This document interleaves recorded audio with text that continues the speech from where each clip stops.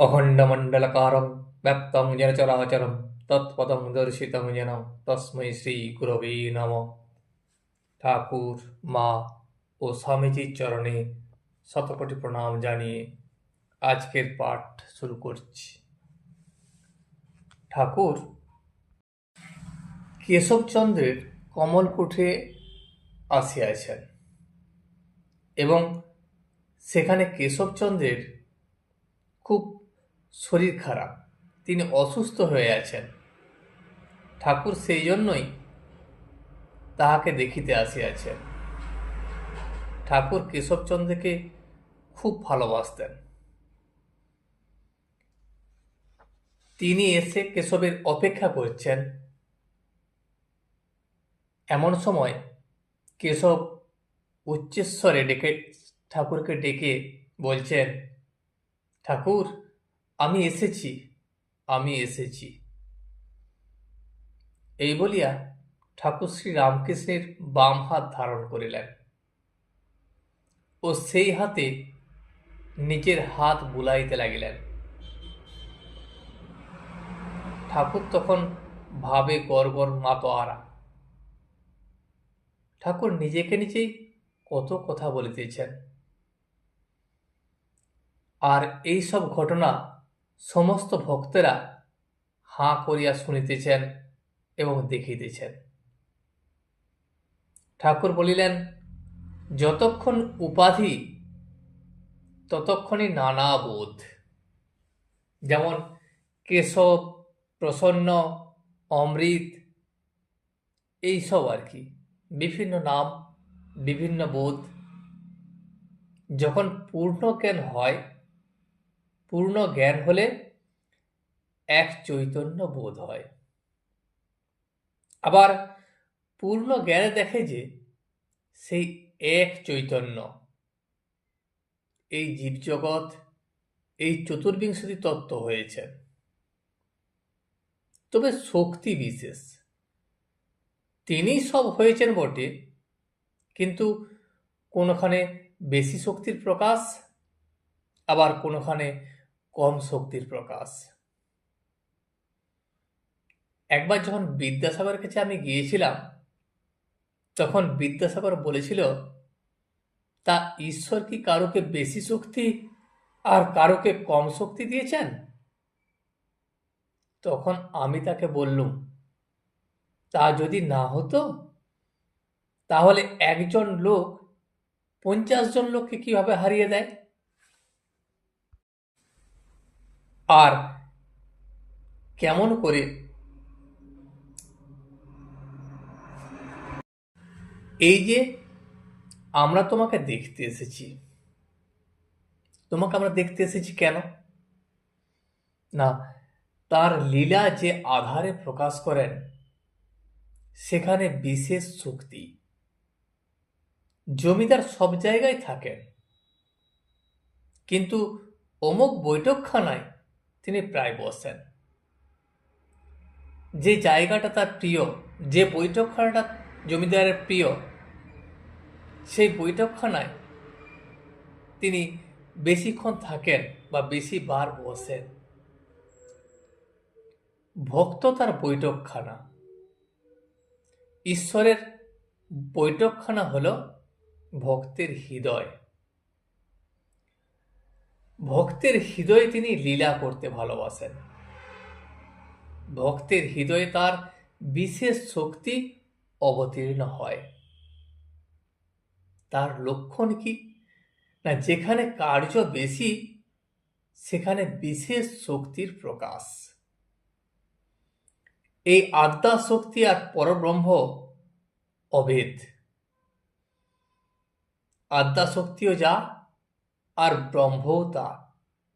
ব্রহ্ম আর শক্তির মধ্যে কোনো তফাৎ নাই, একই জিনিস। একটিকে ছেড়ে আরেকটিকে চিন্তা করবার জো নাই।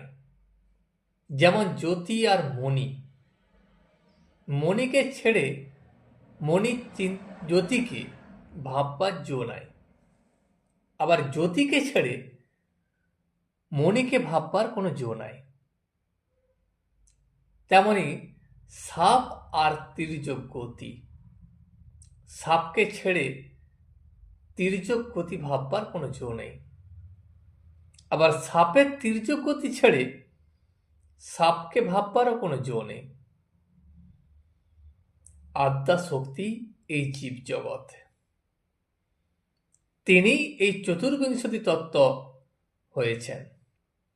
অনুলোম বিলোম। রাখাল নরেন্দ্র আর আজ যে ছোকরাদা, তাদের জন্য আমি ব্যস্ত হই কেন? হাজরা বললে, তুমি ওদের জন্য এত ব্যস্ত হও কেন? ওদের জন্য তুমি ব্যস্ত হয়ে বেড়াচ্ছ, তাহলে ঈশ্বরকে ভাববে কখন? তখন আমি মহা চিন্তায় পড়ে গেলাম। তখন মাকে আমি জিজ্ঞাসা করলাম, এ কি হলো? হাজরা বলে, ওদের জন্য ভাবো কেন? তারপর ভোলানাথকে জিজ্ঞাসা করলাম। ভোলানাথ হলো কালীবাড়ির মুহুরী। ঠাকুরকে তিনি খুব ভক্তি করতেন এবং মাঝে মাঝে ঠাকুরকে মহাভারত শোনাইতেন।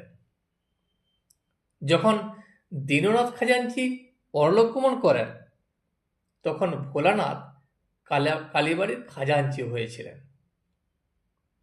তো সেই ভোলানাথ ঠাকুরকে বললে যে ভারতে ওই কথা আছে, সমাধিস্থ লোক সমাধি থেকে নেমে কোথায় দাঁড়াবে? সেই জন্য সত্যগুণী ভক্ত নিয়ে থাকে সে। ভারতের এই নজির পেয়ে তবে আমি বাঁচলাম। অর্থাৎ মহাভারতে এই কথা আছে বলে আমার বিশ্বাস হলো যে আমি যাদের সঙ্গে মিশি বা যাদের কথা ভাবি, তারা সত্যগুণী। এবং সেই জন্যই যখন আমার সমাধি হয়, সমাধি থেকে নেমে তাদের নিয়ে থাকতে আমি ভালোবাসি। অবশ্য হাজরার কোনো দোষ নাই। যখন সাধক অবস্থায় সব মনটা নেতি নেতি করে তার দিকে দিতে হয়, সিদ্ধ অবস্থায় আলাদা কথা। তাকে লাভ করবার পর অনুলোম বিলোম,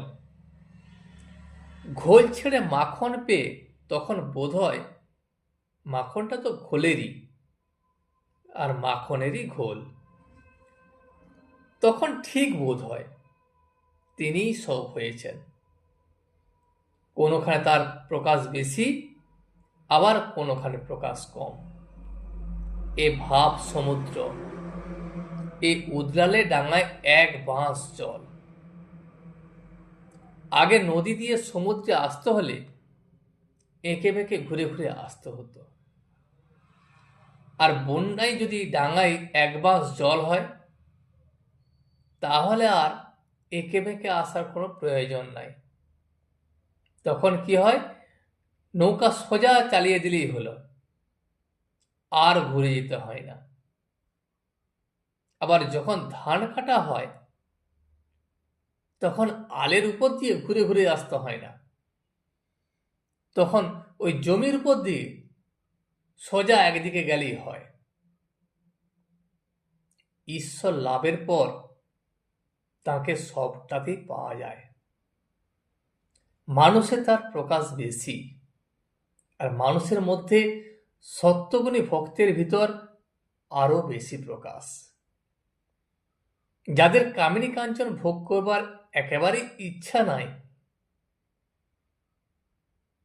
সমাধিস্থ ব্যক্তি যদি নেমে আসে, তাহলে সে কিসে মন দাঁড় করাবে? সেই জন্যই যারা কামিনী কাঞ্চন ত্যাগী সত্যগুণী শুদ্ধ ভক্ত, তাদের সঙ্গ দরকার হয়। না হলে সমাধিস্থ লোক কি নিয়ে থাকে?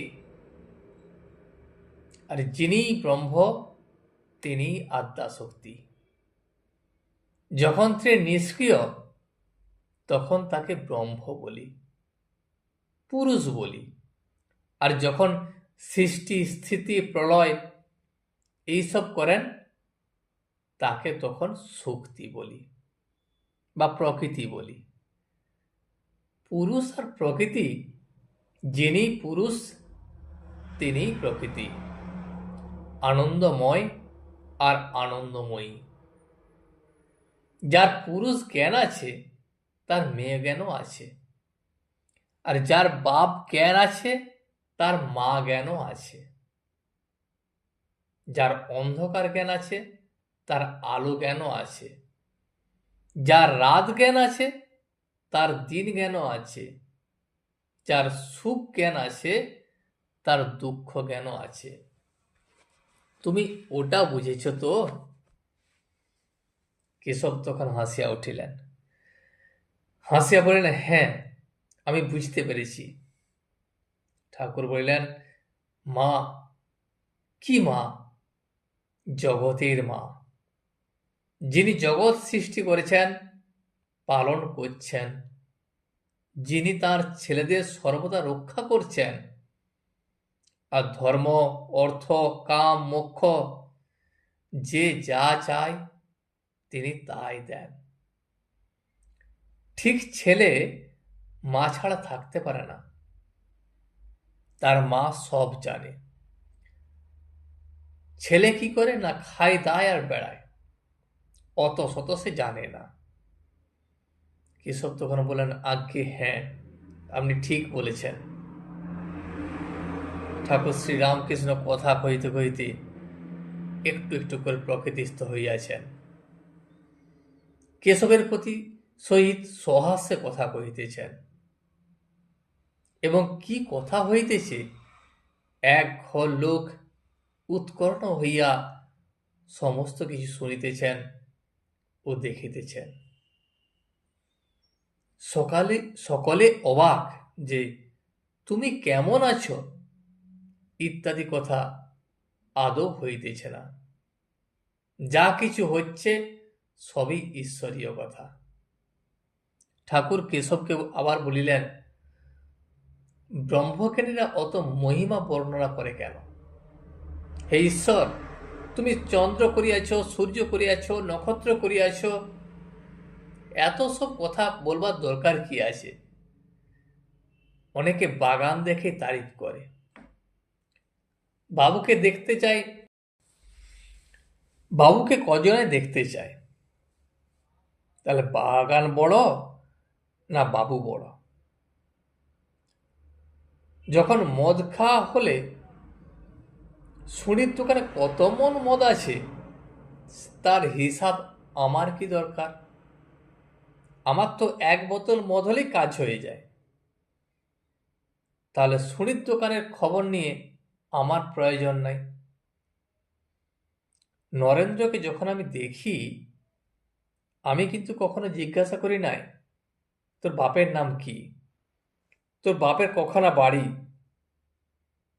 কি জানো, মানুষ নিজে ঐশ্বর্যের আদর করে বলে সেভাবে ঈশ্বর ঐশ্বর্যের আদর করে, আর ভাবে তার ঐশ্বর্যের প্রশংসা করলে তিনি খুব খুশি হবেন। শম্ভু বলেছিল, আর এখন এই আশীর্বাদ করো যাতে এই ঐশ্বর্য তার পাদপদ্মে দিয়ে আমি মরতে পারি। তখন আমি শম্ভুকে বলেছিলাম, এ তোমার পক্ষেই ঐশ্বর্য, তাকে কি তুমি কি দেবে? তার পক্ষে এগুলো তো কাটমাটি। কারণ তারই ঐশ্বর্য, তাকে দেওয়ার মতো তোমার কি আছে? শুধু ভক্তি ছাড়া তিনি আর কিছুই নেন না। একবার বিষ্ণুঘরের গয়না সব চুরি গেল। তখন সেজবাবু আর আমি ঠাকুরকে দেখতে গেলাম। তো সেজবাবু তখন বললে, দূর ঠাকুর, তোমার কোনো যোগ্যতাই নাই, তোমার গা থেকে সব গয়না নিয়ে গেল আর তুমি তাদের কিছুই করতে পারলে না। তখন আমি সেজবাবুকে বললাম, হ্যাঁ গো, এ তোমার কেমন কথা? তুমি যার গয়না গয়না করছো তার পক্ষে এগুলো তো মাটির ডেলা। লক্ষ্মী যার শক্তি, তিনি তোমার গুটি কতক টাকা চুরি করে গেল কিনা এই নিয়ে কি হাঁ করে আছেন? এরকম কথা বলতে নাই। ঈশ্বর কি ঐশ্বর্যের বশ? তিনি শুধু ভক্তির বশ। তিনি কি চান? টাকা নয়, ভাব, প্রেম, ভক্তি, বিবেক, বৈরাগ্য। তিনি শুধু এই সব চান। যার যেমন ভাব ঈশ্বরকে সে তেমনি দেখে। যারা তমগুণী ভক্ত, সে দেখে মা পাঁঠা খায় আর বলিদান দেয়। আর যারা রজগুণী ভক্ত, তারা পঞ্চব্যঞ্জন করে ভাত দেয়। আর যারা সত্যগুণী ভক্ত, সে ভক্তের পূজার আড়ম্বর নাই। তার পূজা লোকে জানতেই পারে না। ফুল নাই তো বিল্লপত্র, গঙ্গাজল এইসব দিয়েই পূজা করে। দুটি মুড়কি কি দুটি বাতাসা এই দিয়ে শীতল দেয়। কখনো বা ঠাকুরকে একটু পায়েস রেঁধে দেয়। আর আছে ত্রিগুণাতীত ভক্ত, তার স্বভাবটি ঠিক বালকের মতো। ঈশ্বরের নাম করায় তার পূজা, তার আর কিছু নাই, শুদ্ধ তার নাম। আজ এই পর্যন্তই। ভিডিওটি শেষ পর্যন্ত দেখার জন্য আপনাকে অসংখ্য ধন্যবাদ। ভিডিওটি যদি আপনার ভালো লেগে থাকে তাহলে একটা লাইক, কমেন্ট এবং বন্ধুর সাথে শেয়ার করে দেবেন। সাবস্ক্রাইব করে পাশে থাকা বেল আইকনটি বাজিয়ে দেবেন, যাতে আপনাদের নতুন ভিডিওগুলি সর্বপ্রথম আপনার কাছে পৌঁছে যায়। জয় শ্রী রামকৃষ্ণ, জয় শ্রী রামকৃষ্ণ, জয় শ্রী রামকৃষ্ণ।